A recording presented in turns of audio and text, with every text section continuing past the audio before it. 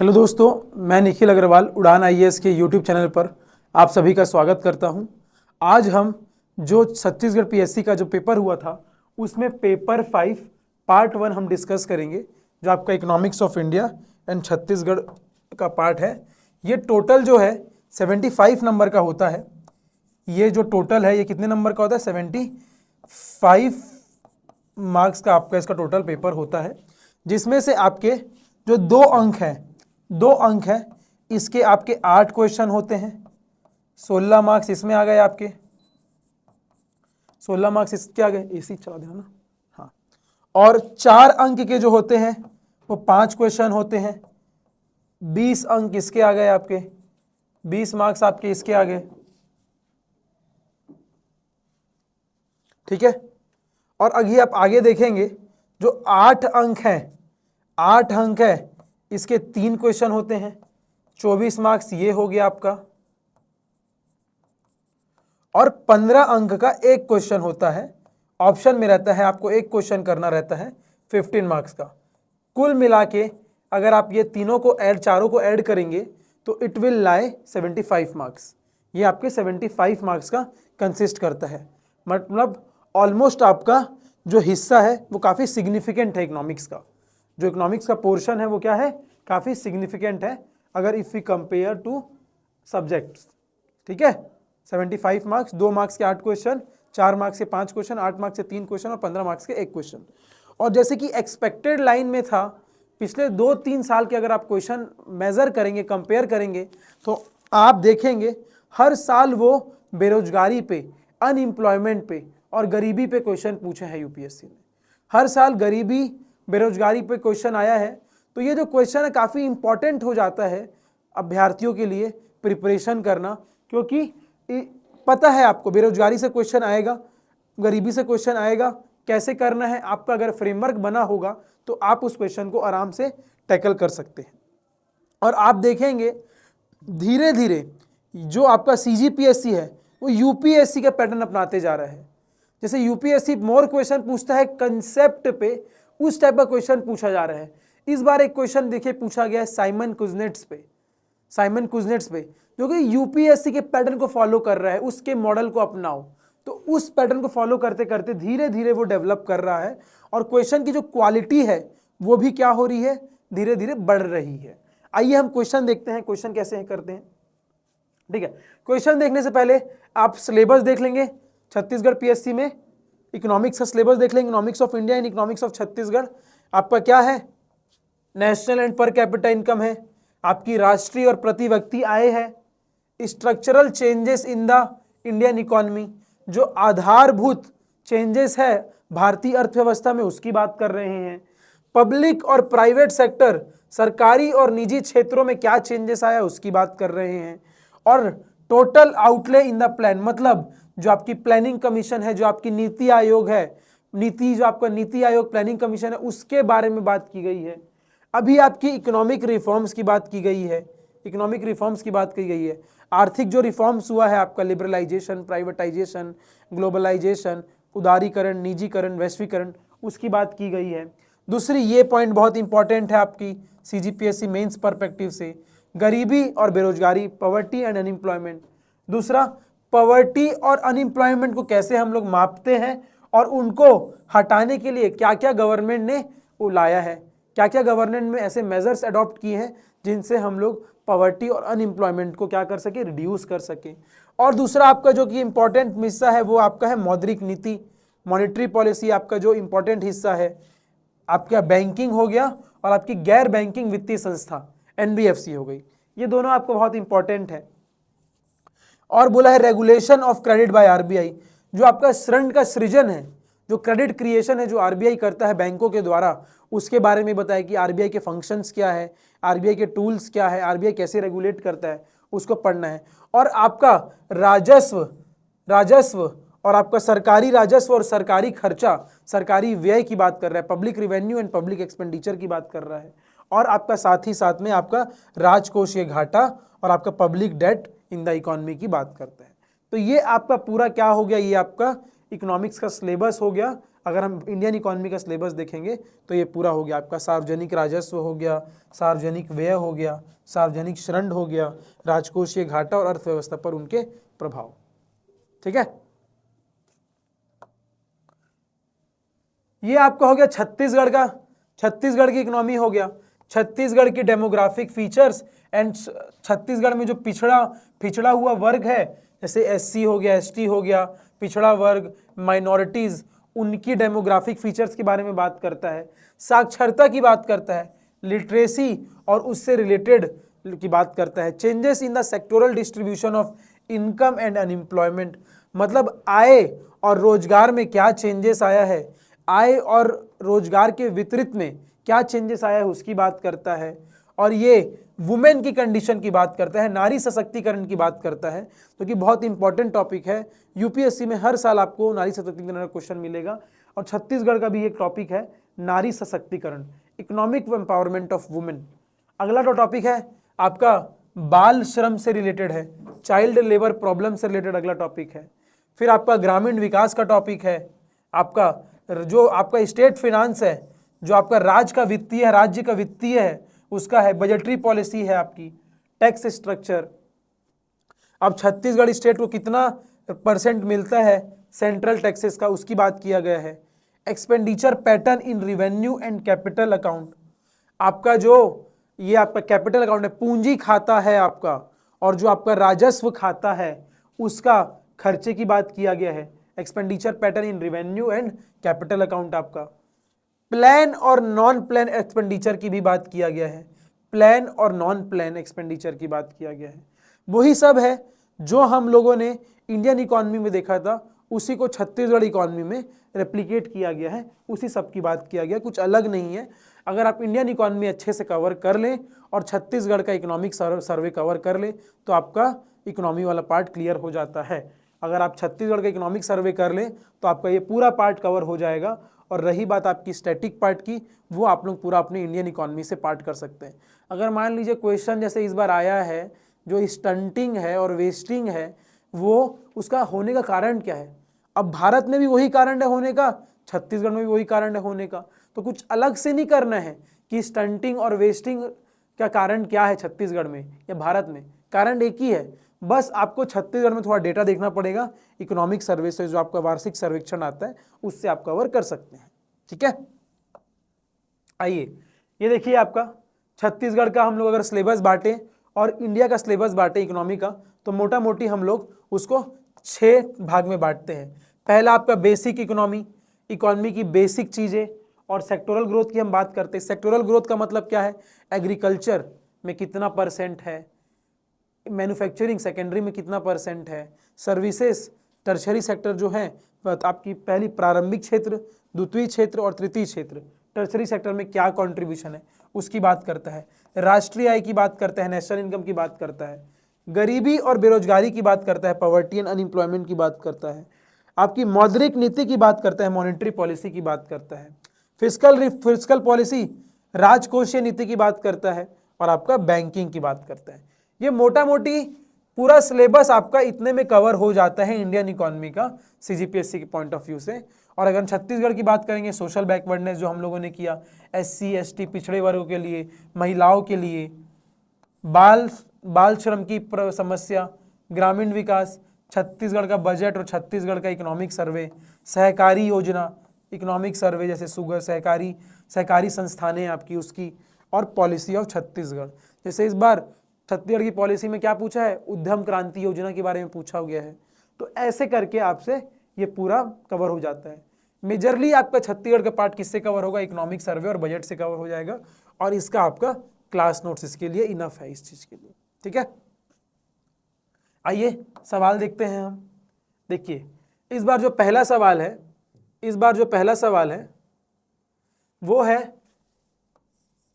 पहला सवाल है जीडीपी, जीएनपी और एनएनपी को डिफाइन करो।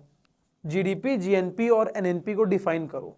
तो आपको पता है जीडीपी क्या होता है, घरेलू सकल उत्पाद जिसको हम लोग बोलते हैं। घरेलू सकल उत्पाद क्या होता है, घरेलू सकल उत्पाद कुल मूल्य को बताता है, टोटल वैल्यू ऑफ अंतिम वस्तुएं और सेवाएं, total value of final goods and services. ठीक है, कुल मूल्य अंतिम वस्तुएं और सेवाओं की जो हमारी इकॉनमी में उत्पाद हुई है, प्रोड्यूस्ड इन द इकॉनमी, जो हमारी अर्थव्यवस्था में उत्पादित है, produced in the economy in the given period of time, मतलब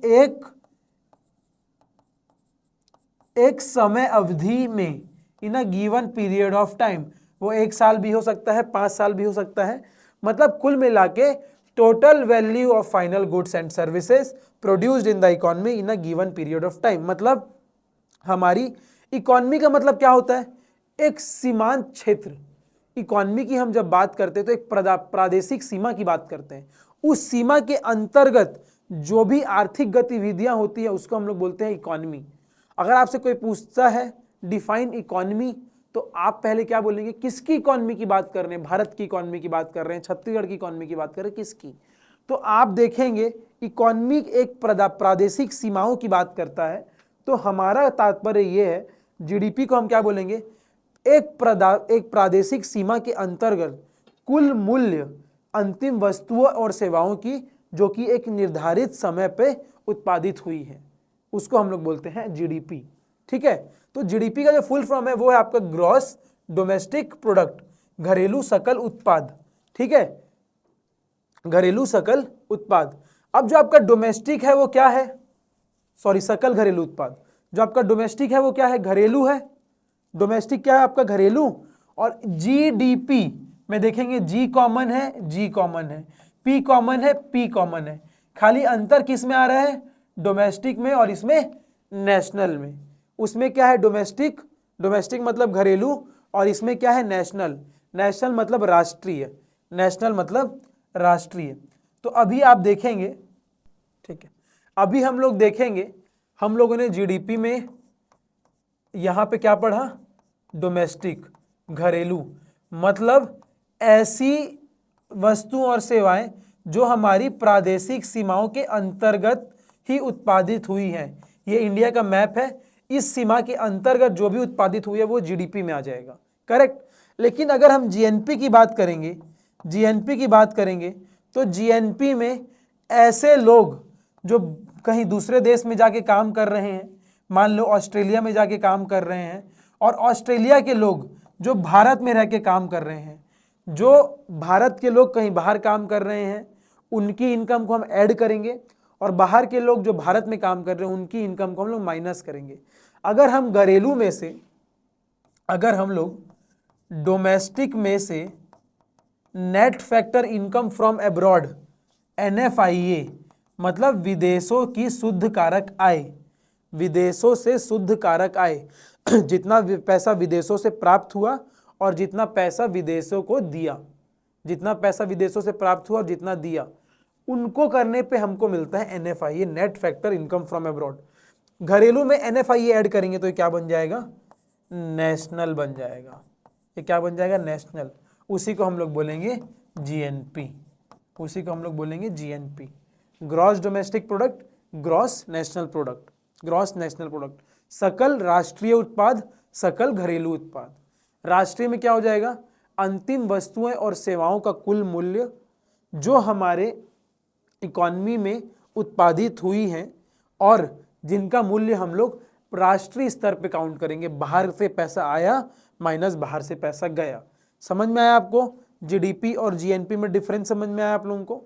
अभी एक और क्या पूछा था उसमें, एक और उसमें क्या पूछा था, NNP, net national product, net national product, शुद्ध राष्ट्रीय उत्पाद, शुद्ध राष्ट्रीय उत्पाद, नेट नेशनल प्रोडक्ट, शुद्ध राष्ट्रीय उत्पाद। जब हम शुद्ध राष्ट्रीय उत्पाद की बात करेंगे तो आप देखेंगे जो ग्रॉस होता है वो कुल होता है, वो कुल होता है, मतलब ग्रॉस का मतलब होता है कुल, मतलब ग्रॉस के ऊपर में कुछ भी नहीं आ सकता। Gross is the ultimate thing, gross के ऊपर में कुछ भी नहीं आता। मैं आपको एक एग्जांपल देता हूं, मैं आपको एक एग्जांपल देता हूं। मान लो मेरी सालाना सैलरी है 24 लाख रुपए। मान लो मेरी सालाना सैलरी है कितनी, 24 लाख रुपए। मेरी ग्रॉस सैलरी कितनी है, 24 लाख रुपए। अब 24 लाख के मुताबिक मेरे को हर महीने कितना मिलना चाहिए, पर मंथ मेरे को कितना मिलना चाहिए, पर मंथ मेरे को मिलना चाहिए 2 लाख रुपए, 2 लाख रुपए। लेकिन मेरे को कट कुट के कितना मिलता है, उसमें इनकम टैक्स कटेगा, उसमें ग्रेचुइटी कटेगा, उसमें पीएफ कटेगा, मेडिकल कटेगा, कट पीट के मेरे हाथ में 1.5 लाख रुपए ही आ रहा है। तो जो कट पीट के पैसा आ रहा है वो क्या है, आपका नेट इनकम है, आपकी शुद्ध आय है, आपकी शुद्ध आय है। और जो 2 लाख रुपए है वो आपकी क्या है, वो आपकी कुल आय है, वो आपकी क्या है, ग्रॉस सैलरी है। तो आप लोगों को समझ में आ रहा है, ग्रॉस हमेशा बड़ा होता है और नेट हमेशा क्या होता है, छोटा होता है। ग्रॉस हमेशा बड़ा होता है, नेट हमेशा छोटा होता है। मान लीजिए आप कोई बाइक खरीदेंगे, आप 1 लाख रुपए में बाइक खरीदे, तो उस बाइक की ग्रॉस वैल्यू क्या है, 1 लाख रुपए। और 1 साल बाद उस बाइक का प्राइस घट जाएगा, जो प्राइस घटेगा उसको हम लोग क्या बोलेंगे, डेप्रिसिएशन। तो अगले साल आपका 10,000 प्राइस घट के उसकी वो कीमत कितनी हो जाएगी, 90,000। तो नेट प्राइस क्या है उस बाइक की, 90,000, और ग्रॉस प्राइस क्या है उस बाइक की, 1 लाख। आप लोगों को समझ में आया, ग्रॉस से नेट जाने में आप लोगों को क्या करना पड़ेगा, डेप्रिसिएशन को माइनस करना पड़ेगा, और नेट से ग्रॉस जाने में आपको डेप्रिसिएशन को प्लस करना पड़ेगा। तो ये एनएनपी की जो हम बात कर रहे हैं उसमें यही बता रहा है कि आप जो है, जो आपका ग्रॉस है, ग्रॉस में से आपका जो जीएनपी है, आपका जो जीएनपी है उसमें से अगर आप डेप्रिसिएशन माइनस करेंगे तो आपको क्या मिल जाएगा, एनएनपी मिल जाएगा। क्या मिल जाएगा आपको, एनएनपी मिल जाएगा। यही क्वेश्चन था, आपको पहले जीडीपी डिफाइन करना था, फिर जीएनपी डिफाइन करना था, फिर आपको एनएनपी डिफाइन करना था। क्लियर है आप लोगों को, ठीक है। अगला क्वेश्चन देखेंगे आप लोग। अगला क्वेश्चन बोल रहा है, what do you understand by labour force participation rate. Shram Shakti भागीदारी दर से आप क्या समझते हैं, यह कार्य शक्ति भागीदारी दर से क्यों, किस प्रकार भिन्न है। What do you understand by labour force participation rate. हम लोग LFPR बोलते हैं उसको शॉर्ट में, labour force participation rate. Short में क्या बोलेंगे उसको, LFPR, labour force participation rate. अभी आप देखेंगे लेबर फोर्स पार्टिसिपेशन रेट होता क्या है, होता क्या है। अभी सबसे पहले तो आप ये समझिए लेबर फोर्स क्या होता है। लेबर फोर्स क्या होता है, लेबर फोर्स मतलब सबसे पहले आप ये समझेंगे आप लोग, लेबर फोर्स क्या होता है, जो व्यक्ति योग्य है, जो व्यक्ति क्या है, योग्य है, एबल है और इच्छुक है काम करने के, एबल टू वर्क और विलिंग टू वर्क। जो व्यक्ति योग्य है काम करने के और काम करने के इच्छुक है, वो व्यक्ति किसमें कहलाते हैं, हमारे लेबर फोर्स में आते हैं। जो व्यक्ति योग्य है और काम करने के इच्छुक है वो हमारे किस में आते हैं, लेबर फोर्स, श्रम शक्ति में आते हैं। अब इसमें से अगर कोई एक चीज भी नहीं हुआ तो वो क्या कहलाएगा, बेरोजगार कहलाएगा। अगर मान लीजिए व्यक्ति योग्य है, काम करने के इच्छुक है, लेकिन उसके बाद भी उसके पास काम नहीं है तो वो क्या होगा, बेरोजगार होगा। और अगर वो व्यक्ति अपने योग्य है और इच्छुक है, उसके बाद उसके पास काम है तो उसको क्या मिलेगा, रोजगार मिलेगा। मतलब लेबर फोर्स में ऐसे व्यक्ति आते हैं जो अनएम्प्लॉयमेंट भी हैं, जो बेरोजगार भी हैं, और ऐसे व्यक्ति भी आते हैं जो एम्प्लॉयड भी हैं, जिनको रोजगार भी मिला हुआ है।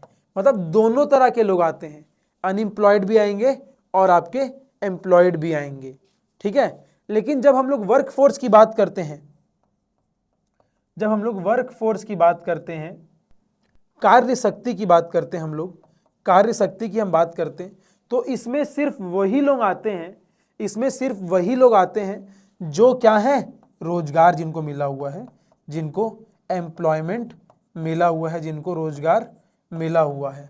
श्रम शक्ति में सिर्फ वही लोग कार्य शक्ति में सिर्फ वही आते हैं जिनको रोजगार मिला हुआ है, और श्रम शक्ति में दोनों आते हैं, बेरोजगार भी आते हैं, रोजगार भी आते हैं। ठीक है, तो अभी आप देखेंगे labour force participation rate, LFPR, labour force participation rate, इसका जो फॉर्मूला है वो है आपका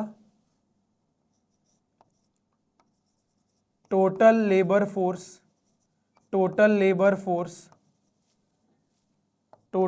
फोर्स अपॉन, मतलब कुल श्रम शक्ति अपॉन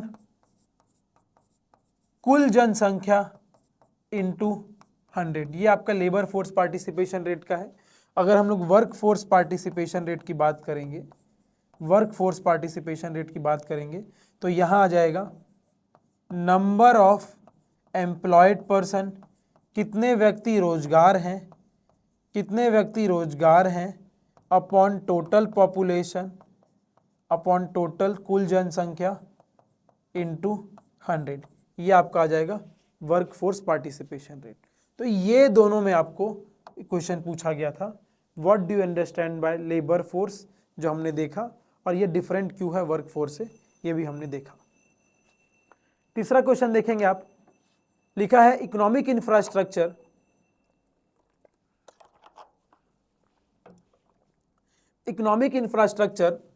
और सोशल इंफ्रास्ट्रक्चर की बात कर रहा है। किसकी बात कर रहा है? इकोनॉमिक इंफ्रास्ट्रक्चर और सोशल इंफ्रास्ट्रक्चर की बात कर रहा है। मतलब आधारभूत संरचना और सामाजिक आधारभूत संरचना क्या है। तो आप देखेंगे जो आपका इकोनॉमिक इंफ्रास्ट्रक्चर है आपका, जो आपका इकोनॉमिक इंफ्रास्ट्रक्चर है आपका, और आपका जो सोशल इंफ्रास्ट्रक्चर है,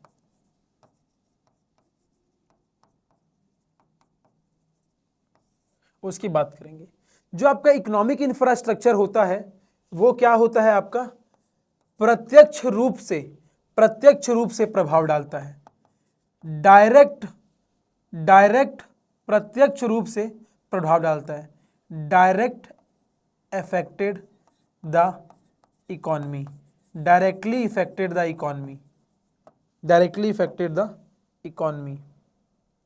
लेकिन जो आपका सामाजिक आपका आधार, ये जो आपका ये है सामाजिक आधारभूत संरचना है, सोशल इंफ्रास्ट्रक्चर है, ये क्या करता है?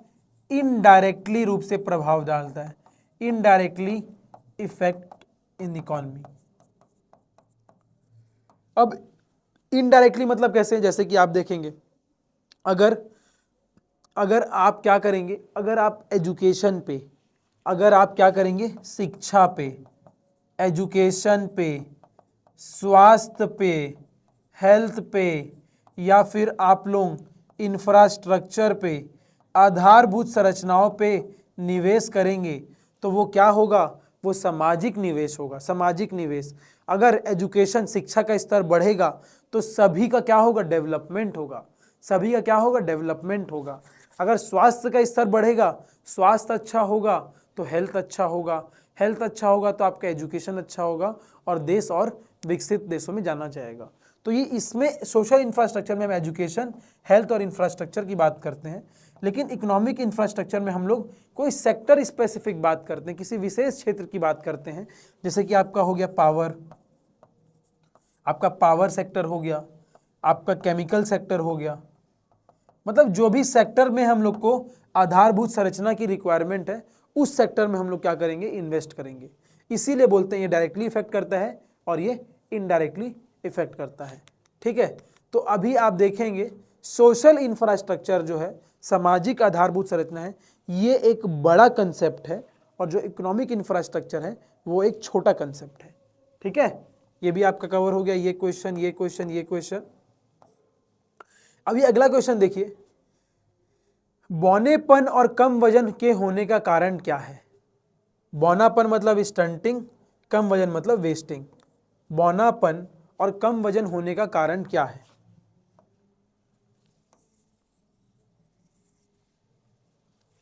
बौनापन और कम वजन होने का कारण क्या है?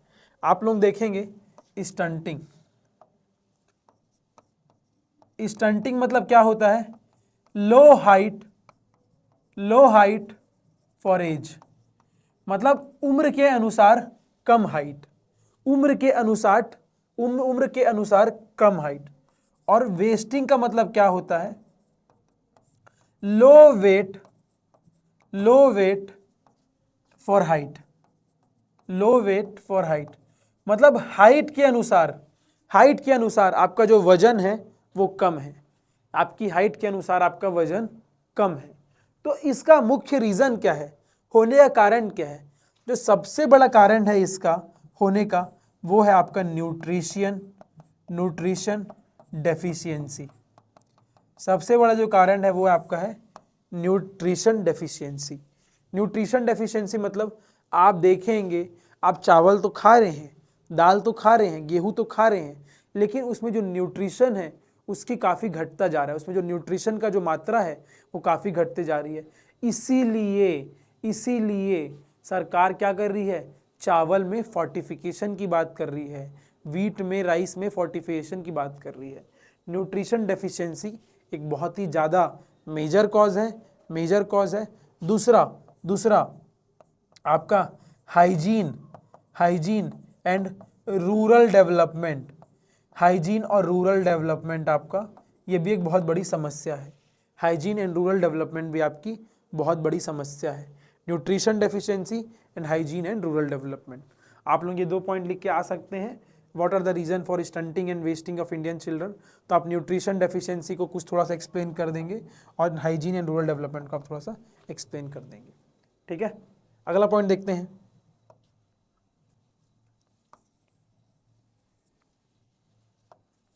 अगला पॉइंट है what are the parameters of SDI. SDI आपका जो है ह्यूमन डेवलपमेंट इंडेक्स, मानव विकास सूचकांक, मानव विकास सूचकांक, ह्यूमन डेवलपमेंट इंडेक्स, ये किसके द्वारा बनाया गया? महबूब उल हक के द्वारा बनाया गया। एचडीआई जो होता है उसमें क्या बोला है? What are the parameters of SDI. HDI के क्या है, कौन कौन से प्रतिमान है, एसडीआई के कौन कौन से पैरामीटर्स है? तो एसडीआई को बेसिकली 3 पैरामीटर में बांटा गया है। पहला है आपका स्वास्थ्य, हेल्थ, दूसरा है आपका एजुकेशन, शिक्षा, तीसरा आपका क्या है? स्टैंडर्ड ऑफ लिविंग, आपके जीने का standard of living, health, education और स्टैंडर्ड ऑफ लिविंग, ये 3 पैरामीटर में बांटा। What are the parameters of SDI? तो हेल्थ है, एजुकेशन है और स्टैंडर्ड ऑफ लिविंग है। हेल्थ में क्या है आपका? कितने एक्सपेक्टेड ईयर्स ऑफ लिविंग, कितने साल तक के हम लोग जी सकते हैं, expected years of living in a country, कितने साल तक हम जी सकते हैं। जब एजुकेशन की बात आएगी तो एक्सपेक्टेड ईयर क्या है स्कूल में पढ़ाई करने का, expected year of schooling of adult, मतलब किसी वयस्क इस एडल्ट्स लोगों का एक्सपेक्टेड ईयर स्कूलिंग क्या है, मतलब कितने साल तक के वो एजुकेशन ले रहे हैं, 25 साल, 26 साल, 27 साल। ठीक है, और जो दूसरा है वो है expected years of children entering school, मतलब कि कौन से साल में बच्चे स्कूल में एडमिशन ले रहे हैं, औसतन कितने साल में बच्चे स्कूल में एडमिशन ले रहे हैं, ये एजुकेशन में बताता है। एजुकेशन में 2 एक्सपेक्टेड ईयर ऑफ एजुकेशन और expected year of children entering school. और स्टैंडर्ड ऑफ लिविंग में किसकी बात करेगा? घर कैसा है, हाइजीन कैसा है, गांव में रह रहा है या शहर में रह रहा है, रूरल या अर्बन, कैलोरी कैसा है, ये सब की बात करेगा। खाने का कैसा, हाइजीन कैसा है, इलेक्ट्रिसिटी मिलती है कि नहीं, कच्चे घर में रहता है, पक्के घर में रहता है, स्टैंडर्ड ऑफ लिविंग की बात करें। तो 3 पैरामीटर को आपको डिफाइन करना था इसमें, what are the parameters of SDI. ठीक है, अभी बोला है world class iron ore reserve are found in district in Chhattisgarh state. Chhattisgarh state में जो आपका विश्व स्तरीय लौह अयस्क भंडार किन किन जिलों में है? तो इसका आपका आंसर क्या है? कुल मिला के आपके कितने हैं? 6 जिलों में है। पहला है आपका दंतेवाड़ा, बेलाडीला, दंतेवाड़ा। दूसरा आपका कांकेर, कांकेर में है। तीसरा आपका दल्ली राजरा, दुर्ग में आपका आएगा। फिर आपका कांकेर हो गया, बस्तर में भी आएगा आपका, बस्तर में भी है आपके दंतेवाड़ा, कांकेर, दुर्ग हो गया आपका, बस्तर हो गया। और जो आपका अगला पॉइंट रहेगा वो रहेगा राजनांदगांव। राजनांदगांव में आपका बोरिया टिब्बू, राजनांदगांव में आपका बोरिया टिब्बू। दुर्ग में आपका दल्ली राजरा, कबीर धाम है आपका, कबीर धाम है। दंतेवाड़ा, कांकेर, बस्तर, दुर्ग, 4 ये हो गया, राजनांदगांव और कबीर धाम, 6, कुल 6 जिला है। ठीक है, कबीर धाम, दंतेवाड़ा, कांकेर, दुर्ग, बस्तर, राजनांदगांव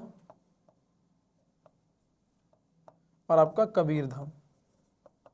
इकलामा रिजर्व वो हो गया आपको, रिजर्व हो गया। दंतेवाड़ा, बेलाडीला, कांकेर में आपका हो गया 4 गांव, रॉक हार्ट डिपॉजिट हो गया और 4 गांव डिपॉजिट हो गया आपका। राजनांदगांव में बोरिया टिब्बू हो गया, दुर्ग में दल्ली राजरा और कबीर धाम में इकलामा हो गया आपका। ठीक है, और बस्तर में छोटे डोंगेर हो गए और कांकेर में रॉक हार्ट डिपॉजिट हो गया। ठीक है, आपका हो गया। अभी इसमें आप बोल रहे हैं, अगला क्वेश्चन बोल रहे हैं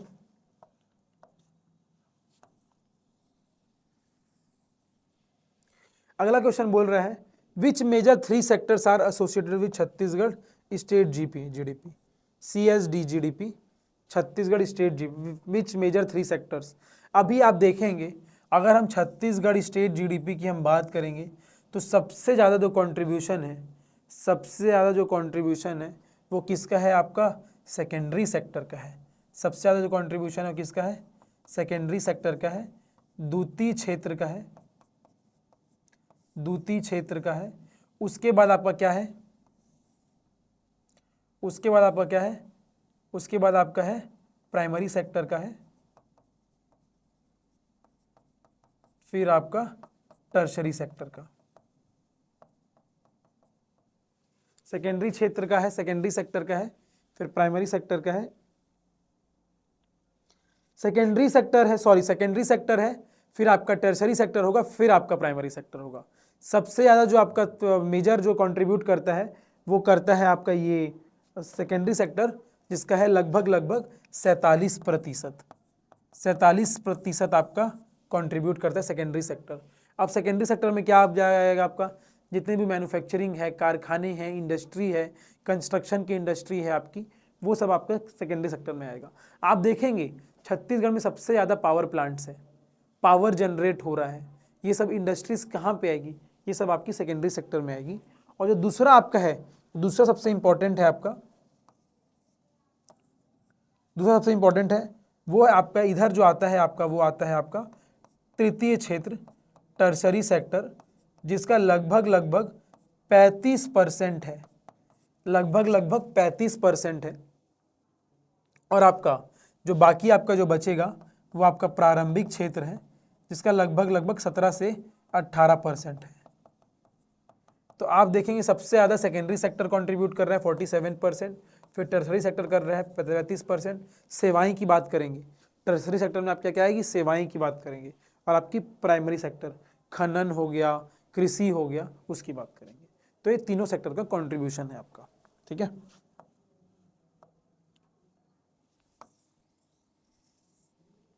ठीक है। अगला क्वेश्चन देखिए आप, व्हाट इज उद्यम क्रांति योजना। उद्यम क्रांति योजना, उद्यम क्रांति योजना बेसिकली सेंट्रल जो स्कीम है, सेंट्रल जो स्कीम है जो ministry of small micro small and medium enterprises ने चालू की, उसी को देखते हुए इन्होंने क्या किया है, ये वापस से स्कीम लाई है जिसका नाम है उद्यम क्रांति योजना, जिसका नाम है उद्यम क्रांति योजना। ये जो योजना है, ये जो योजना है बेसिकली किनके लिए है, MSME के लिए, MSME सेक्टर के लिए। M stand for micro industry, S for small industry, M for medium industry, micro small and medium industry, micro small and medium industry, ठीक है, लघु, छोटा और मध्य इंडस्ट्री की बात कर रहे हैं, micro small and medium industry की हम लोग बात कर रहे हैं इसमें, ठीक है। तो व्हाट इज उद्यम क्रांति योजना? ये योजना बेसिकली इन तीनों सर्विसेज को ध्यान देते हैं, सूक्ष्म, लघु और मध्यम उद्यम विभाग को। सूक्ष्म, लघु और मध्यम उद्यम विभाग द्वारा प्रदेश के युवाओं के लिए स्वयं को उद्योग, सेवा एवं व्यवसाय स्थापित करने हेतु उद्यम क्रांति योजना शुरू की गई थी। इसमें बेसिकली अगर मान लीजिए अगर किसी व्यक्ति का, किसी परिवार का 12 लाख रुपए आय से कम है सालाना, तो वो इस स्कीम में अप्लाई कर सकता है। इसमें अगर आप स्वयं का बिजनेस कोई खोलते हैं तो सरकार द्वारा आपको आर्थिक मदद दिया जाएगा, आपको सब्सिडी दिया जाएगा और आपका जो लोन का जो ब्याज का दर रहेगा वो भी आपको कम दरों पे आपको लोन प्रोवाइड किया जाएगा। ये बेसिकली छत्तीसगढ़ के युवाओं के लिए है, जो युवाएं हैं जो आर्थिक रूप से तंग है, जो अपना खुद का बिजनेस स्टार्टअप तैयार करना चाहते हैं, ये उनके लिए है उद्यम क्रांति योजना, ठीक है। अभी देखेंगे आप लोग, क्वेश्चन है, आप लोग देख पा रहे होंगे, तो स्क्रीन जूम आउट नहीं हो रहा है तो आप देख पा रहे होंगे। What are the reasons for jobless growth in India? Bharat में रोजगार विहीन विकास के क्या कारण है? भारत में रोजगार विहीन विकास के क्या कारण है? सबसे पहले आप देखेंगे जॉबलेस ग्रोथ किसको बोलते हैं? जॉबलेस ग्रोथ हम देखेंगे। सबसे पहले जॉबलेस ग्रोथ क्या होता है? मान लीजिए आपकी जीडीपी जो है, आपकी जो जीडीपी है वो बढ़ रही है, मान लीजिए मैं एग्जांपल ले रहा हूँ, 5 से 7% बढ़ रही है। मतलब वृद्धि कितने की हो रही है? 2% की वृद्धि हो रही है। आपकी जीडीपी में वृद्धि कितनी हो रही है? 2% की वृद्धि हो रही है। वहीं मैं आपको अगर आपकी बेरोजगारी दर की बात करूं, अनएम्प्लॉयमेंट रेट की बात करूं, तो जो आपका अनएम्प्लॉयमेंट रेट है उसमें वृद्धि हो रही है, मान लो 2%। उसमें वृद्धि हो रही है, आपकी बेरोजगारी दर है उसमें भी आपकी वृद्धि क्या हो रही है? 2% हो रही है। और आपकी जो रोजगारी दर है, जो आपका रोजगार दर है, एम्प्लॉयमेंट रेट, उसमें मान लो वृद्धि हो रही है 0.5%। तो आप देखेंगे जो रोजगार है वो बढ़ रहा है 0.5% से और बेरोजगारी जो बढ़ रही है वो 2% से। तो आप देखेंगे और ग्रोथ भी हो रहा है साथ साथ में, देखेंगे 5 से 7% जीडीपी बढ़ रहा है, मतलब 2% का आपका जीडीपी बढ़ रहा है। तो आप देखेंगे ग्रोथ बढ़ रहा है, लेकिन ग्रोथ के लेवल में आपका रोजगार नहीं बढ़ रहा है। और ग्रोथ बढ़ रहा है लेकिन साथ साथ में आपकी बेरोजगारी भी बढ़ रही है। लेकिन जितनी बेरोजगारी बढ़ रही है उसके कंपैरिजन में आपकी रोजगारी नहीं बढ़ रही है। तो ये किसको दर्शाता है? ये आपके जॉबलेस ग्रोथ को दर्शाता है कि आपका जो ग्रोथ तो हो रहा है लेकिन वो ग्रोथ किसी काम का नहीं है। तो रोजगार विहीन विकास, ठीक है। तो what are the reasons for jobless growth in India? क्या क्या कारण हो सकता है? पहला जो कारण आप लोग लिखेंगे, गवर्नमेंट का जो खर्चा है, सरकार जो खर्चा कर रही है, गवर्नमेंट एक्सपेंडिचर कर रही है, वो बहुत कम है। गवर्नमेंट एक्सपेंडिचर इन पब्लिक, सरकार को जिस रूप में इन्वेस्ट करना चाहिए था उस रूप में सरकार इन्वेस्ट नहीं कर रही है, ठीक है। सरकार जो है, सबसे पहला गवर्नमेंट एक्सपेंडिचर जो है वो काफ़ी कम है। गवर्नमेंट का जो एक्सपेंडिचर है वो काफ़ी कम है। आप लोग ये लिखेंगे, पहला पॉइंट जॉबलेस ग्रोथ का कारण क्या है? गवर्नमेंट का एक्सपेंडिचर काफ़ी कम है। दूसरा पॉइंट आप लोग लिखेंगे, जो शिक्षा का स्तर है, एजुकेशन लेवल जो है वो क्या है? बहुत डाउन है। एजुकेशन लेवल बहुत डाउन है। आप लोग उसके बाद में लिख सकते हैं स्ट्रक्चरल, आधारभूत रूप से, स्ट्रक्चरल इंफ्रास्ट्रक्चर जिसका जो क्वेश्चन आया है वो भी क्या है? बहुत ज़्यादा कमी है। मतलब लोगों में स्किल नहीं है, जिस लेवल की स्किल लोगों को चाहिए डिमांड चाहिए, जिस लेवल की स्किल चाहिए, जिनसे उनको जॉब मिल सके, उस लेवल की स्किल नहीं है। स्ट्रक्चरल इंफ्रास्ट्रक्चर क्या है, डाउन है, एजुकेशन लेवल भी डाउन है, गवर्नमेंट एक्सपेंडिचर पब्लिक भी क्या है आपका कम है। तो यही कारण है भारत में क्या है, जॉबलेस ग्रोथ है। ठीक है, अगला पॉइंट देखेंगे। कारण तो और भी है, लेकिन जब हम लोग डिटेल में आंसर पढ़ेंगे तब आप लोगों को पता चलेगा और क्या क्या कारण है। अभी हमारे पास समय का अभाव है तो हम उतने डिटेल में आंसर नहीं कर पा रहे हैं, राइट। अगला क्वेश्चन देखेंगे, define absolute poverty and relative poverty. निरपेक्ष गरीबी और सापेक्ष गरीबी को परिभाषित कीजिए, उसका किस प्रकार माप होता है। AK सेन का सापेक्ष गरीबी माप से क्या है। सबसे पहले आप देखेंगे एब्सोल्यूट पॉवर्टी और रिलेटिव पॉवर्टी क्या होता है, डिफाइन करेंगे। एब्सोल्यूट पॉवर्टी और रिलेटिव पॉवर्टी क्या होता है। एब्सोल्यूट पॉवर्टी जो भारत में एप्लीकेबल है, और दूसरा है आपका रिलेटिव पॉवर्टी। एब्सोल्यूट मतलब पूर्ण रूप से गरीबी, और रिलेटिव मतलब तुलनात्मक गरीबी। पूर्ण रूप से गरीबी और तुलनात्मक गरीबी दो अपार्ट है, पूर्ण रूप से गरीबी और तुलनात्मक गरीबी। तो जो आपकी पूर्ण रूप से गरीबी है वो अपने भारत में एप्लीकेबल करते हैं, क्योंकि जो तुलनात्मक गरीबी है, अब हम लोग अभी इतने भी विकसित देश नहीं हुए हैं कि हम लोग गरीबी में भी तुलना करेंगे। आ रही बात समझ में। तो जो एब्सोल्यूट पॉवर्टी है वो वर्ल्ड बैंक के अनुसार अगर किसी व्यक्ति का प्रतिदिन का खर्चा $1.90 से कम है, या फिर भारत की रुपया के अनुसार 144 रुपये से कम है, तो वो आपके एब्सोल्यूट पॉवर्टी में आता है। मतलब मिनिमम बेसिक रिक्वायरमेंट है हर आदमी की एक दिन की 144 रुपये। अगर उससे भी कम है उस व्यक्ति का, तो वो किस में आ जाएगा, आपका एब्सोल्यूट पॉवर्टी में आ जाएगा। और जो सेकंड आपका है वो है आपका रिलेटिव पॉवर्टी। जो आपका है रिलेटिव पॉवर्टी, इसमें बोला गया है यदि आपकी जो वो है प्रति व्यक्ति आय है वो 50 से 60% प्रति व्यक्ति आय ऑफ PCI ऑफ कंट्री, मतलब पर कैपिटा इनकम जो है आपकी प्रति व्यक्ति आय है, उस प्रति व्यक्ति आय का 50 से 60% से भी कम अगर आपकी इनकम होती है, उस प्रति व्यक्ति आय के से भी 50 से 60% कम आपकी इनकम होती है, तो वो क्या कहलाता है, रिलेटिव पॉवर्टी कहलाता है।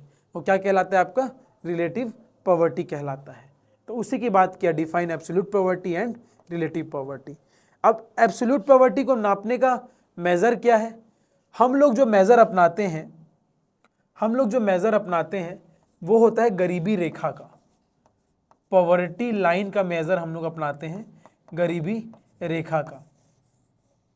अब गरीबी रेखा के अनुसार बहुत सारी डिफरेंट कमिटियाँ आई, संगठन आई, वो अपना अपना रिकमेंडेशन दिए। जैसे कि आपकी पहली कमेटी आई थी आपकी डांडेकर एंड रथ कमेटी। फिर कमेटी आई थी आपकी वाईके अलग कमेटी। फिर आपकी आई थी तेंदुलकर कमेटी, रमेश तेंदुलकर कमेटी। तो डिफरेंट कमेटी आई, डिफरेंट कमेटियों का अलग अलग पॉइंट ऑफ व्यू है। जो पहली कमेटी आई थी वो बोलती है कि जो आपकी गरीबी रेखा होनी चाहिए उसमें सिर्फ हम लोग कैलोरी की बात करेंगे कि हम लोग जो खाना खा रहे हैं उसमें मिनिमम कैलोरी कितना होना चाहिए। जो बाद में आई वो बोली कि सिर्फ कैलोरी से नहीं होगा, हमको कैलोरी के साथ साथ हमको शिक्षा और स्वास्थ्य का स्तर भी देखना होगा। तो उसको हम लोग मेज़र करते हैं पॉवर्टी लाइन से। ठीक है, अभी आगे क्वेश्चन में क्या बोल रहा है, अमर्त्य सेन का क्या माप है गरीबी को लेके। अमर्त्य सेन का क्या माप है गरीबी को लेके। तो जो आपके अमर्त्य सेन जिनको नोबेल पुरस्कार मिल चुका है इकोनॉमिक्स में, वो जो बताए हैं वो गरीबी के लिए कैपेबिलिटी अप्रोच की बात करते हैं। कैपेबिलिटी अप्रोच की बात करते हैं। कैपेबिलिटी अप्रोच से तात्पर्य क्या है? कैपेबिलिटी अप्रोच का मतलब ये है कि व्यक्ति पैदा गरीब हुआ है उससे मतलब नहीं है। अगर कोई व्यक्ति पैदा गरीब है उससे मतलब नहीं है, वो अपने आप को कितना कुशल बनाता है, वो व्यक्ति अपने आप को कितना कुशल बनाता है जिसकी वजह से वो अपनी गरीबी हटा सके। कैपेबिलिटी अप्रोच की बात करते हैं अमर्त्य सेन कि आपकी कैपेबिलिटी होनी चाहिए कि आप अपने को गरीबी रेखा से बाहर निकाल सकते हैं। तो AK सेन का जो मेजर था वो कैपेबिलिटी अप्रोच पे करता था, डिफाइन करता था। आ रही बात आपको समझ में? ठीक है, अगला जो क्वेश्चन है, भारतीय अर्थव्यवस्था में डिजिटाइजेशन की क्या स्थिति है? भारतीय अर्थव्यवस्था में डिजिटाइजेशन की क्या स्थिति है?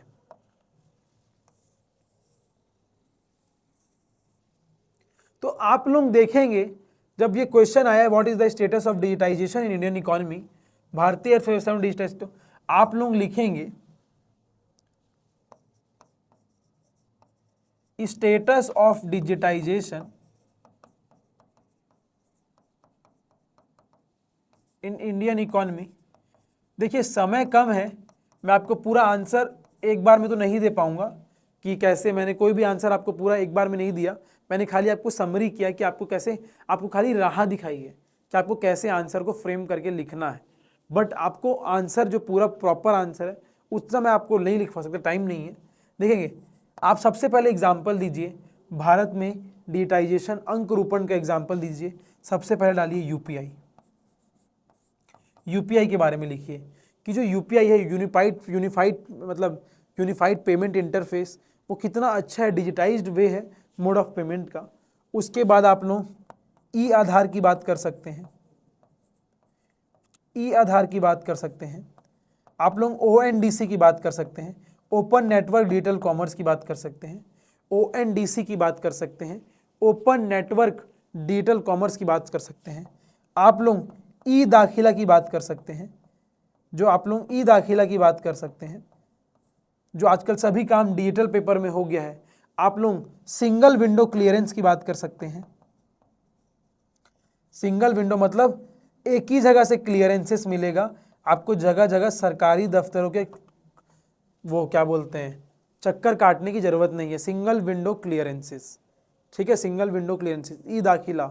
और आपका क्या होगा, आपके लिए इनकम टैक्स के लिए भी पोर्टल है, विश्वास से विवाद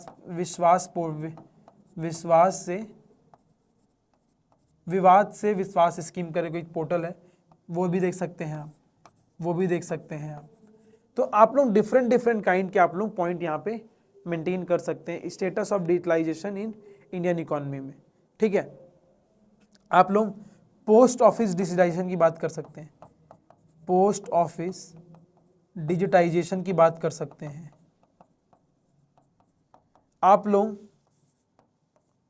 यहाँ पे उसकी भी बात कर सकते हैं, क्या नाम है इसका, पोस्ट ऑफिस डिजिटाइजेशन हो गया, ये हो गया, और डिजिटाइजेशन में और क्या हो सकता है, यूपीआई, आधार, ONDC हो गया, ई दाखिला, single window clearances, post office digitization हो गया।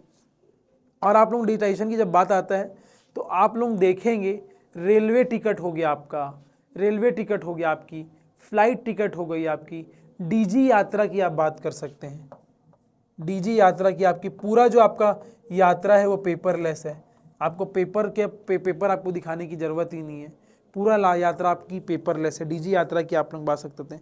आप लोग ई पासपोर्ट की बात कर सकते हैं, ई पासपोर्ट की आप लोग बात कर सकते हैं। तो बहुत सारे आप लोग डिजिटाइजेशन की बात कर सकते हैं। इसमें बोल रहा है डिजिटाइजेशन में प्रॉब्लम्स क्या क्या आ सकती हैं, डिजिटाइजेशन में प्रॉब्लम क्या क्या आ सकती है। अभी आप देखेंगे प्रॉब्लम्स क्या क्या आ सकती है डिजिटाइजेशन में।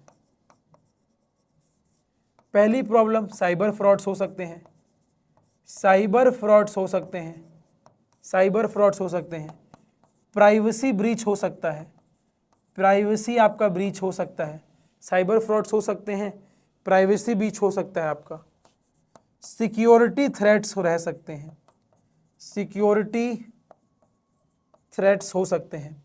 अब जब डिजिटाइजेशन करना है तो हम लोग को विकसित देशों जैसे सोचना पड़ेगा, और विकसित देशों के सोचने के लिए हमारे पास इंफ्रास्ट्रक्चर नहीं है। इंफ्रास्ट्रक्चरल इशू हो सकता है, इंफ्रास्ट्रक्चर इशू हो सकता है। और आप लोग क्या प्रॉब्लम बोल सकते हैं, और आप लोग प्रॉब्लम ये बोल सकते हो कनेक्टिविटी इशू हो सकता है, इंटरनेट कनेक्टिविटी इशू भी हो सकता है। आप देखेंगे गांव वगैरह में अगर आप जाएंगे तो आपको कनेक्शन प्रॉपर नहीं मिलेगा इंटरनेट का, जिसकी वजह से आपका डिजिटाइजेशन का, अगर आपको इंटरनेट ही नहीं है तो आप डिजिटाइज कैसे कर पाएंगे, इंटरनेट पेनिट्रेटी आपकी क्या है, कम है। अब इम्प्रूवमेंट क्या क्या कर सकते हैं हम लोग, इम्प्रूवमेंट की जब बात आएगी तो इसी में सुधार हम लोग कैसे कैसे ला सकते हैं आप उसकी बात कर देंगे। समस्या कैसे कैसे सुधार सकते हैं आप उसकी बात कर सकते हैं।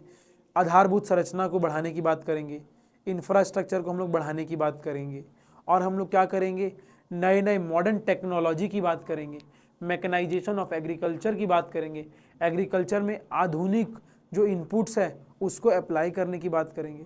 तो ये सब की हम लोग बात करेंगे। आ रही बात समझ में आप लोगों को? अगला क्वेश्चन है, छत्तीसगढ़ मिलेट मिशन की बात कर रहे हैं, छत्तीसगढ़ मिलेट मिशन की बात कर रहे हैं। तो छत्तीसगढ़ मिलेट मिशन की हम बात करेंगे तो हम 3 मिलेट की बात करेंगे, 3 मिलेट की बात करेंगे। पहला है आपका कोडो मिलेट, दूसरा है आपका फिंगर मिलेट, तीसरा है आपका लिटिल फॉक्स मिलेट। ये 3 मिलेट की आप लोग बात करेंगे।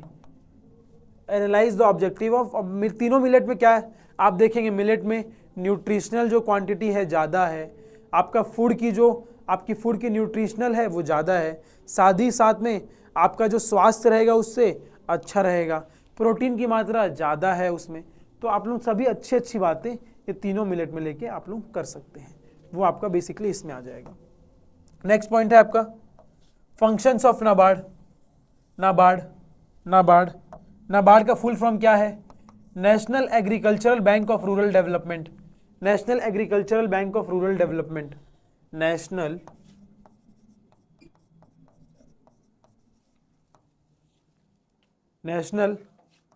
Agricultural bank of rural development. ठीक है, अभी इसकी स्थापना कब हुई थी, 1981 में हुई थी, 1981 में हुई थी।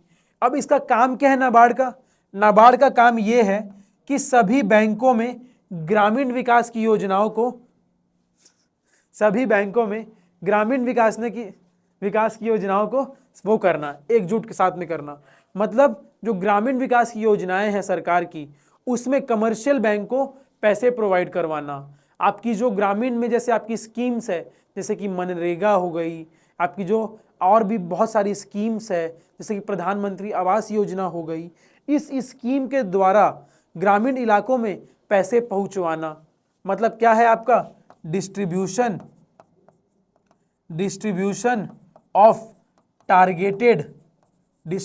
Of targeted subsidies to people through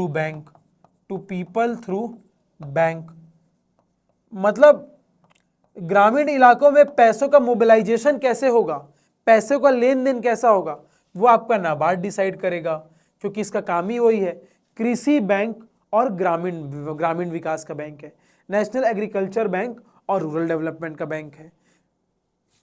basically पहले ये काम आरबीआई करता था, लेकिन जब आरबीआई का सेटअप धीरे धीरे बढ़ता गया तो हमको रियलाइज हुआ कि एक ऐसे बैंक की आवश्यकता है जो सिर्फ ग्रामीण विकास और कृषि विकास के बारे में बात करेगा, ग्रामीण विकास और कृषि विकास के बारे में बात करेगा। जैसे कि आप लोग सुने होंगे किसान क्रेडिट कार्ड की बात सुने होंगे, केसीसी, किसान क्रेडिट कार्ड। तो किसान क्रेडिट कार्ड कौन प्रोवाइड करता है आपको, नाबार्ड प्रोवाइड करता है, नाबार्ड जो आपके ग्रामीण इलाकों में बैंक्स है उनके द्वारा नाबार्ड आपको केसीसी प्रोवाइड करवाता है। तो ये सभी फंक्शंस आपको नाबार्ड में लिखने होंगे, distribution of targets to people through bank, KCC आप लिख देंगे। अगला आप जो पॉइंट लिखेंगे वो लिख लेंगे savings mobilisation in rural area. Savings को कैसे, अपनी जो बचत है उसको कैसे मोबिलाइज करना है रूरल एरिया में, उसकी बात करेंगे। गवर्नमेंट स्कीम को इंटीग्रेट करता है, गवर्नमेंट स्कीम को इंटीग्रेट करता है, उसकी हम लोग बात करेंगे। और हम लोग क्या करेंगे, जो आपकी वो हो गई गवर्नमेंट सर्विसेज है, गवर्नमेंट सर्विसेज है, उसको परकोलेट करता है इन the economy, percolate in the economy. तो आप लोग ये सब फंक्शन की बात करेंगे, नाबार्ड के फंक्शंस में आप लोग बेसिकली ये सब फंक्शंस की बात करेंगे। ठीक है, अगला टॉपिक देख लेंगे हम लोग। आपका 4 नंबर वाला भी क्वेश्चन हो गया, अभी 8 नंबर वाला क्वेश्चन देख लेंगे आप। ये क्वेश्चन बहुत इंपॉर्टेंट है, जो कुजनेट्स पे है, साइमन कुजनेट्स द्वारा दिया गया जो डेफिनेशन है असमानता पे, असमानता पे उनका जो ग्राफ बोलता है जैसे जैसे इकोनॉमी बढ़ती जाती है, जैसी जैसी इकोनॉमी ग्रो होते जाती है, तो एक हद तक के आपको समानता मिलेगी, उसके बाद में क्या होगी, असमानता बढ़नी चालू हो जाएगी, इनइक्वालिटी बढ़ना चालू हो जाएगी।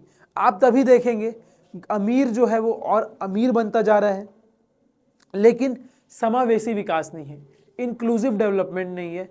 इसीलिए जो हमारा आखिरी पंचवर्षीय योजना है वो इंक्लूसिव डेवलपमेंट, समावेशी विकास की बात करता है।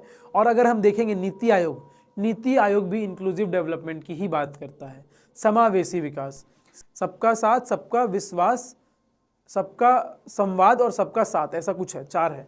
तो उस पे आप देखेंगे कि किस पे डेवलप है, तो वही बता रहे हैं, as economy develops market forces first increase. देखेंगे जैसे जैसे अर्थव्यवस्था क्या हो रही, बढ़ रही है, जो आपका मार्केट फोर्सेस क्या है, धीरे धीरे क्या हो रहा है, बढ़ रहा है, increases, and then decrease, and क्या हो रहा है उसके बाद वो डिक्रीज हो रहा है। मतलब आपकी इकोनॉमी तो बढ़ रही है, लेकिन साथ साथ में समावेशी विकास नहीं हो रहा है। आपका जो जीडीपी है वो 5% से 7% तो हो रहा है, लेकिन जो आपकी पर कैपिटा इनकम है वो भी बढ़ रही है, लेकिन वो सिर्फ अमीरों के कारण बढ़ रही है, समावेशी विकास नहीं हो रहा है। इस कथन को examine the statement with the reference of India. तो आप लोग इसमें जो हमारा जो बजट है, जो यूनियन बजट है, जो गति बताता है, गति, ज्ञान, अन्न, युवा, नागरिक, जो आपका ज्ञान वाला है, इस बार का जो बजट है वो किस पे फोकस किया है, ज्ञान पे, युवा, अन्न, नारी, ठीक है, इस पे फोकस किया है।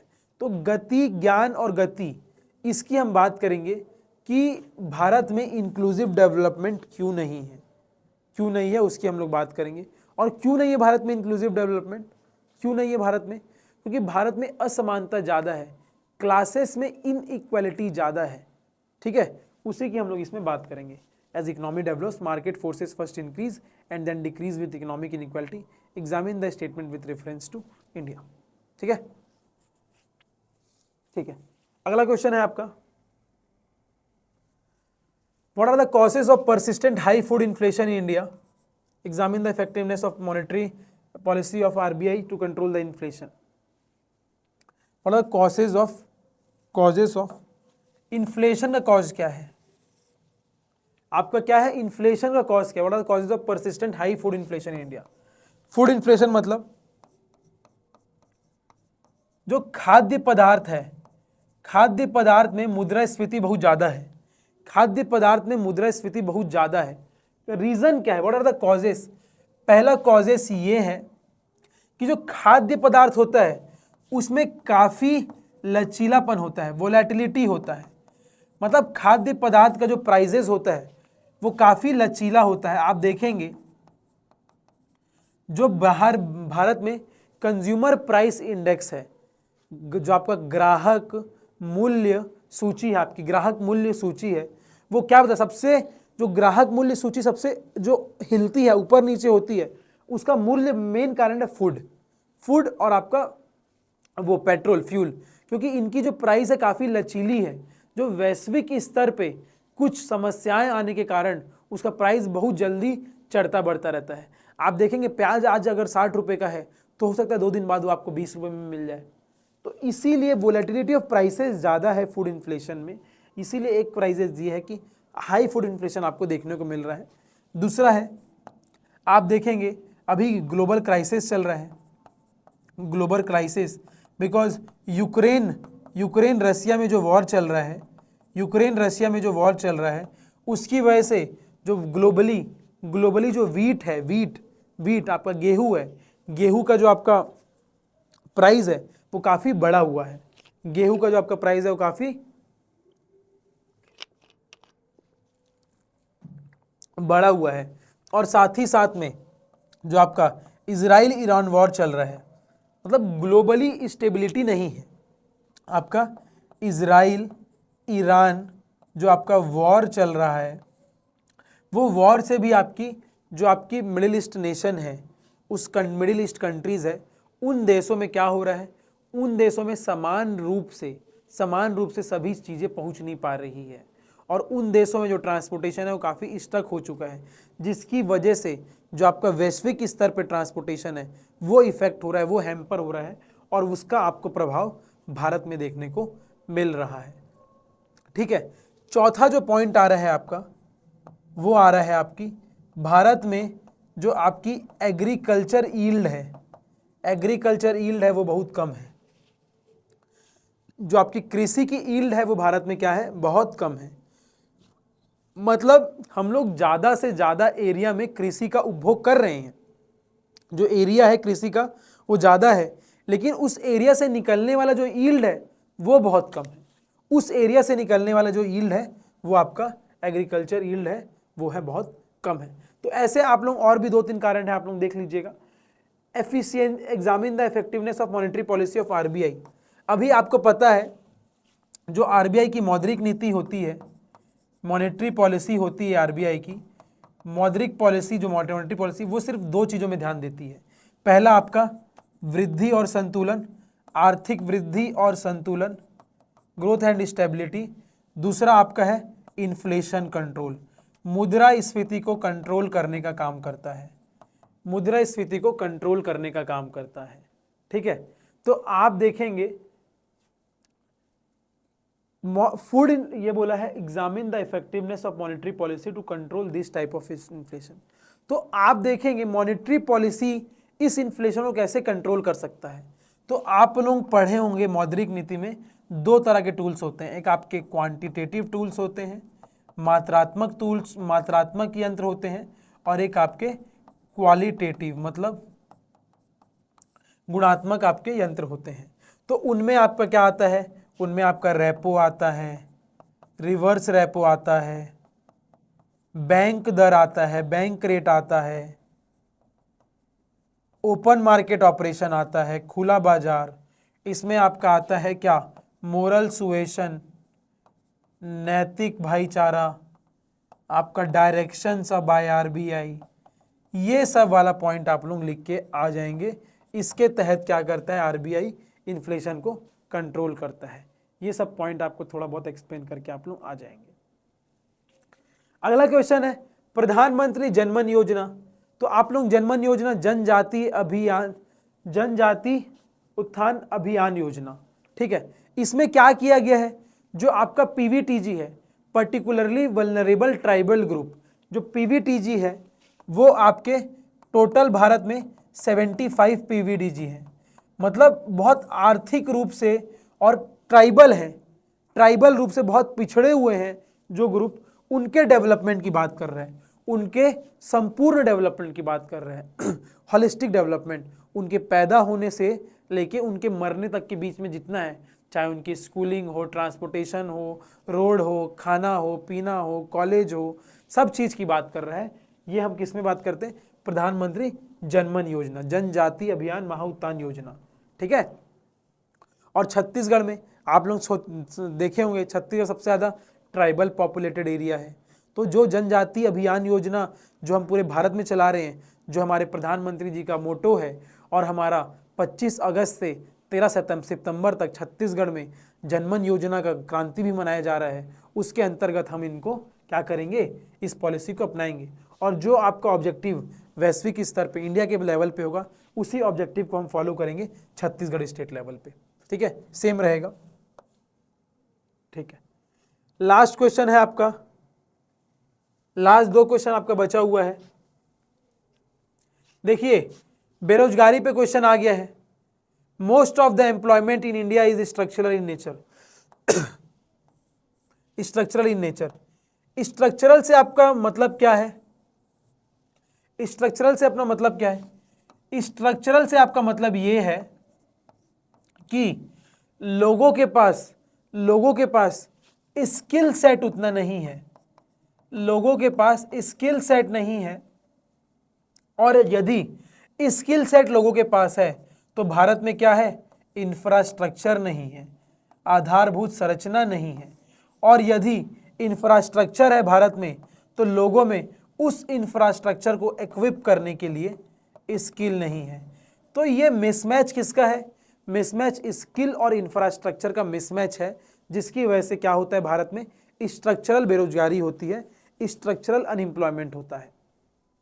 ठीक है, तो अभी आप देखेंगे बेरोजगारी को कैलकुलेट करने के लिए क्या मेथड होते हैं। बेरोजगारी कैलकुलेट करने के लिए 2 मेथड होता है। एक आपका होता है usual principal method, usual principal method. इस मेथड के दौरान अगर आप साल भर में अगर आप 30 दिन भी रोजगार मिला, आपको 30 दिन भी अगर आप काम किए तो आपको रोजगार व्यक्ति माना जाएगा, आपको रोजगार व्यक्ति। यदि मान लीजिए आप 5 महीने बेरोजगार बैठे हुए हैं और आप अगले 6वें 7वें महीने रोजगार मिल गया आपको, तो आप क्या है? आप रोजगार कहलाएंगे। यदि आप साल के 9 महीने बेरोजगार हैं लेकिन आखिरी 3 महीने आपको रोजगार मिला तो आप रोजगार कहलाएंगे। और दूसरा आपका होता है current weekly status method, current weekly status method. इस मेथड के अंतर्गत यदि आप पिछले हफ्ते अगर आपके पास नौकरी नहीं थी, यदि आप पिछले हफ्ते अगर आपके पास, या फिर अगर आप पूरे हफ्ते भर में सिर्फ 1 घंटे भी काम किए हो, आप पूरे पिछले हफ्ते भर में लास्ट वीक अगर आप 1 हफ्ते भी काम किए हो तो आप क्या हो? एम्प्लॉयड हो। और यदि अगर आप पिछले हफ्ते पूरे हफ्ते भर काम नहीं किए हो तो आप क्या हो? अनएम्प्लॉयड हो, बेरोजगार हो। तो कुल मिला के आप देखेंगे तभी आपका जो वीकली स्टेटस है वो थोड़ा सा रिलायबल है, और सबसे ज़्यादा बेरोजगारी आपने को वीकली स्टेटस पे देखने को मिलता है। और ये बेरोजगारी का ये जो दोनों है ये कौन निकालता है? ये आपका NSSO, national sample survey organisation, ये इस संगठन है जो इसको कैलकुलेट करता है, नेशनल सैंपल सर्वे ऑर्गेनाइजेशन। और एक आपका है CMI, centre for monitoring of Indian economy, centre for monitoring of Indian economy, centre monitoring of Indian economy. थोड़ा जल्दी में है गाइस, इसलिए थोड़ा जल्दी बता रहा हूँ आप लोगों को, ठीक है। Central monitoring of Indian economy. और इसको इम्प्रूव कैसे किया जा सकता है? आप देखेंगे इम्प्रूव कैसे किया जा सकता है अनएम्प्लॉयमेंट को, बेरोजगारी को। सबसे पहले आप लोगों के जो बेरोजगारी के प्रकार हैं, जैसे कि आपका फ्रिक्शनल घर्षण बेरोजगारी, आपका स्ट्रक्चरल हो गया, आपका डिसगाइज्ड हो गया, ये सब जो बेरोजगारी है इसका सल्यूशन आप लिख देंगे। अगर स्ट्रक्चरल है तो उसका लिखेंगे कि हमको इंफ्रास्ट्रक्चर में काम करना है, लोगों की स्किल सेट में काम करना है, स्किल सेट मतलब एजुकेशन में काम करना है, हेल्थ में काम करना है। तो इसका सबका आपका सुझाव आप लोग ऐसे करके लिख देंगे, ठीक है। Last question of the day, NITI Aayog क्या है? नीति आयोग आप लोगों को पता होगा 2015 में नीति आयोग का गठन हुआ। नीति आयोग से पहले भारत में क्या था? प्लानिंग कमीशन था। भारत में नीति आयोग से पहले क्या था? भारत में प्लानिंग कमीशन था। नीति आयोग आ जाने के बाद में भारत में क्या हुआ है? जो आपका जो स्टेट है, स्टेट और सेंट्रल गवर्नमेंट के बीच में क्या है? एक दोनों के बीच में एक फेडरेशन रिलेशन बन गया है, फेडरलिज्म एक रिलेशन बन गया है, जिसके तहत आप पॉलिसी बनाते हैं साथ में मिलके, राज्य सरकार और केंद्र सरकार साथ में मिलके पॉलिसी बनाते हैं, उस राज्य के अनुसार उसमें मिलके पॉलिसी बनाते हैं। मतलब स्टेट और सेंट्रल गवर्नमेंट के बीच में क्या है? कोऑर्डिनेशन है। दूसरा, सेंट्रल गवर्नमेंट की स्कीम जो होती है, सेंट्रल गवर्नमेंट की जो स्कीम होती है उसको क्या करते हैं हम लोग, इंटर कोऑर्डिनेट करते हैं एक दूसरे की स्कीम में, इंटर कोऑर्डिनेट करते हैं एक दूसरे की स्कीम में।